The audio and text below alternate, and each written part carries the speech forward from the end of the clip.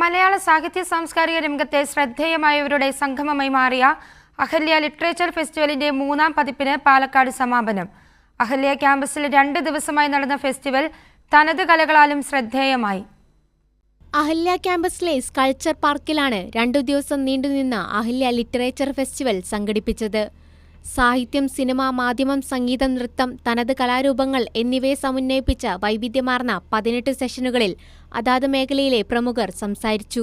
വായനയും എഴുത്തും അന്യമാകുന്ന കാലത്ത് സാഹിത്യത്തെ സമൂഹവുമായി കൂടുതൽ അടുത്ത് ബന്ധിപ്പിക്കുകയായിരുന്നു ഫെസ്റ്റിവലിന്റെ ലക്ഷ്യമെന്ന് festival director doctor RVK Varma പറഞ്ഞു.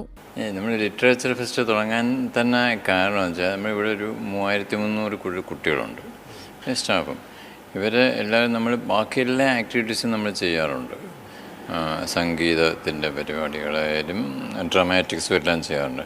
നമ്മൾ എല്ലാവരെയും യങ്സ്റ്റേഴ്സിനെയൊക്കെ ഒരു ലിറ്ററേച്ചർ എന്നുള്ള ഫീൽഡിലേക്ക് ഇൻട്രൊഡ്യൂസ് ചെയ്യാനും അവർക്ക് അവെയർ ആക്കാനും വേണ്ടിയിട്ട് ഇങ്ങനൊരു കാര്യം അത്യാവശ്യമാണെന്ന് തോന്നി.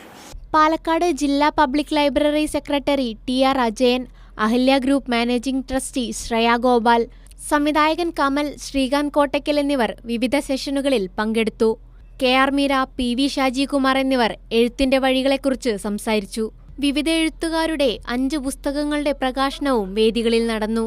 തോൽപ്പാവക്കൂത്ത്, റോക്ക് മ്യൂസിക് തുടങ്ങി സാഹിത്യ ചർച്ചകൾക്കൊപ്പം കേരളത്തിന്റെ പാരമ്പര്യ കലാരൂപങ്ങളും സമകാലിക സംഗീതവും ഒരേ വേദിയിലെത്തിച്ചുകൊണ്ടാണ് ലിറ്ററേച്ചർ ഫെസ്റ്റിന് സമാപനമായത്. കൈരളി ന്യൂസ്, പാലക്കാട്.